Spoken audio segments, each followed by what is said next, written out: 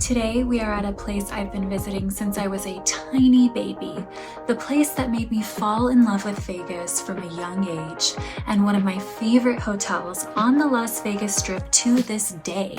Welcome to New York, New York.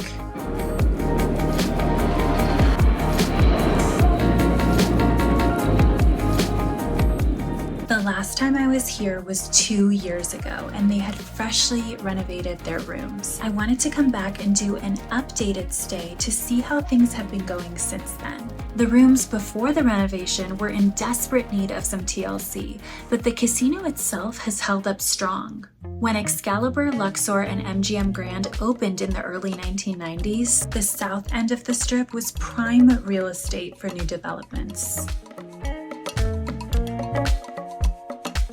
Between Luxor and Monte Carlo, there were two motels, a Roadway Inn from 1964 and the Lone Palm Motel from 1953.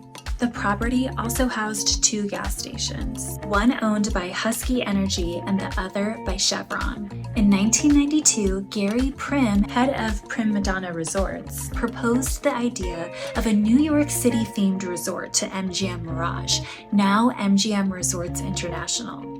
Construction of the New York, New York Hotel and Casino began in March 1995, with plans for it to be the tallest on the Strip.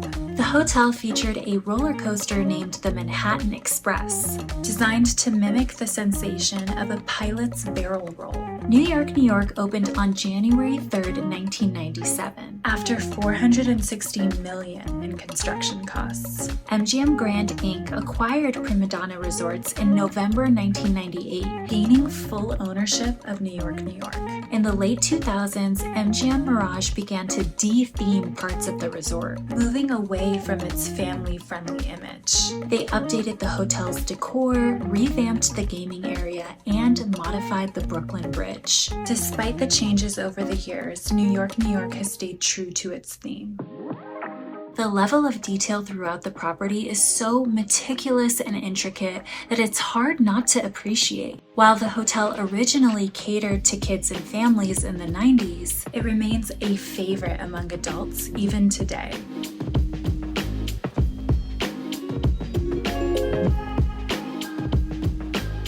I'd say this is one of the most fun hotels in Las Vegas. It's a truly immersive experience just walking around. It gives you a feeling you won't find anywhere else, like you've stepped into another world. It's like New York in another dimension, and arguably a better one. One of the things I love most about this place is how everything is within walking distance. The south end of the Strip is where it's at. I know I've raved about it before on my channel, but it really is my favorite area. As a resident of the Strip, I have the whole area at my fingertips. And I almost always head this way because there's so much to do and see. Let me give you a tour of the property. There are multiple entrances, making it super convenient to access other casinos in the area. The casino floor is huge and full of energy. In fact, it should be noted that even though we're on the south end of the Strip, this is a high energy place. One time I was on the casino floor playing roulette and minding my own business, and a couple who had clearly just gotten married were walking through the casino, and a drunk group of dudes were literally hollering at them, saying things like, "You're making a huge mistake," and "RIP," and other tacky things.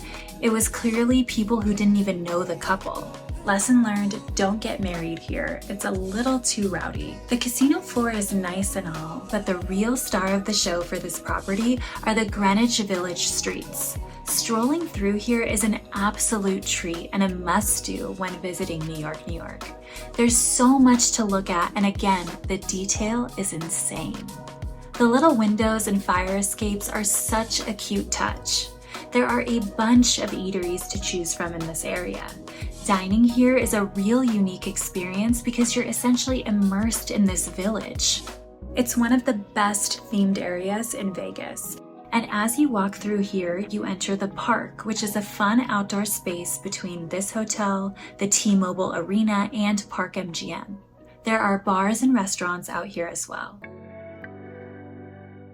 Similarly to Planet Hollywood, New York has super tall ceilings with a mezzanine level that you can get to via escalators. There are more bars and eateries up here with a few shops as well.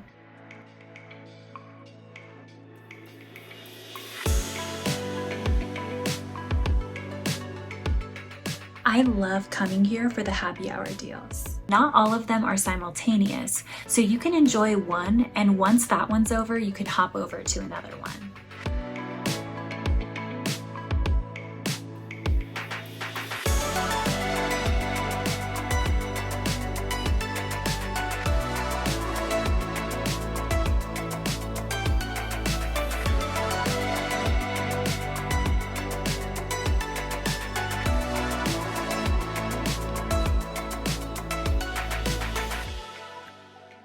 We booked a standard room with a comp from My Vegas.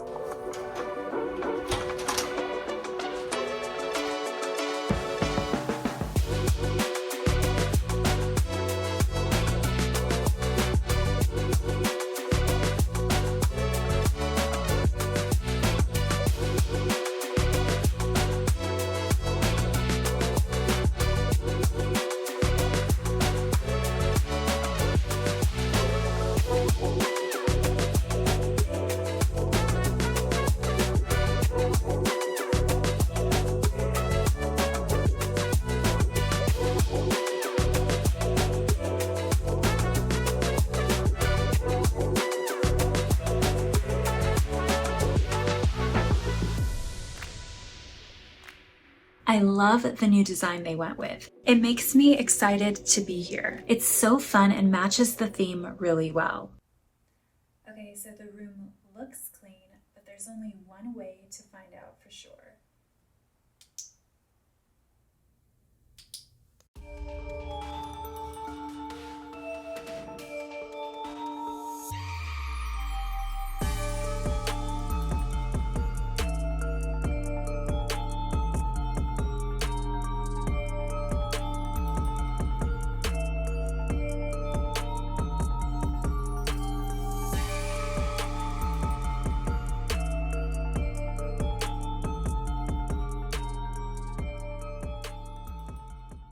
Okay, let's go check out the pool.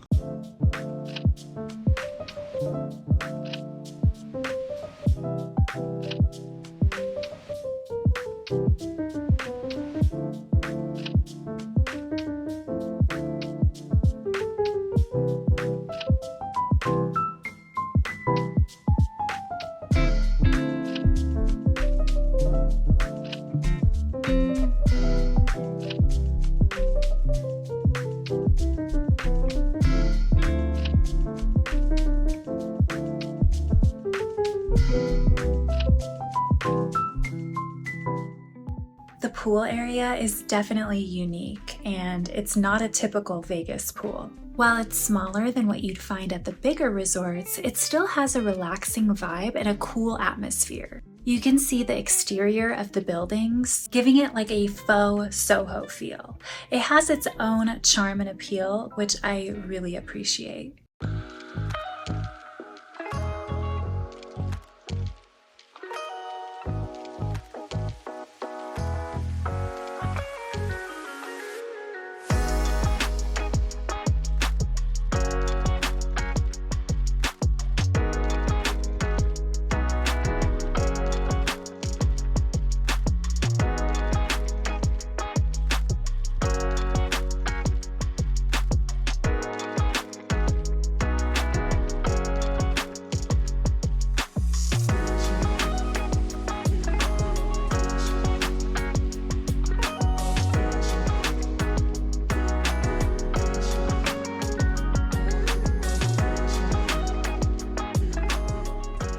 The themed hotels in Vegas still make my heart skip a beat from nostalgia. Since visiting as a baby to now living here, New York especially holds a special place for me. It, along with Excalibur, was my introduction to Vegas. There's really nothing like these themed hotels, and honestly, I wish Vegas would build more of them. Not to attract kids, but to draw in those of us who love the idea of being instantly transported to another world. On a personal note, I've officially been on YouTube for 2 years now, and I just want to thank everyone who's ever supported me. You have no idea how much it's meant to me. I started YouTube as a way to kind of get out of my head because I've been dealing with a lot of pain and heartache. My mom was diagnosed with stage 4 cancer, and for the past 2 years, I've used YouTube as an outlet for creativity as I watched her health deteriorate before my very eyes. YouTube essentially gave me the opportunity to connect with others and transcend this depression I've had into expression. My parents are the ones that I attribute my love and passion for Las Vegas. As Iranian immigrants, they taught me to love and respect the freedom of this country, with the freedom capital being Las Vegas, Nevada. Just recently, unfortunately, I lost my mom to this brutal disease. My heart goes out to anyone who is dealing with an illness in their family or of a loved one. I can confidently say I know how you feel. My mom taught me a lot, but she taught me the most on her last days on earth. She taught me to embody love and spread love, and that's exactly what I'll continue to do.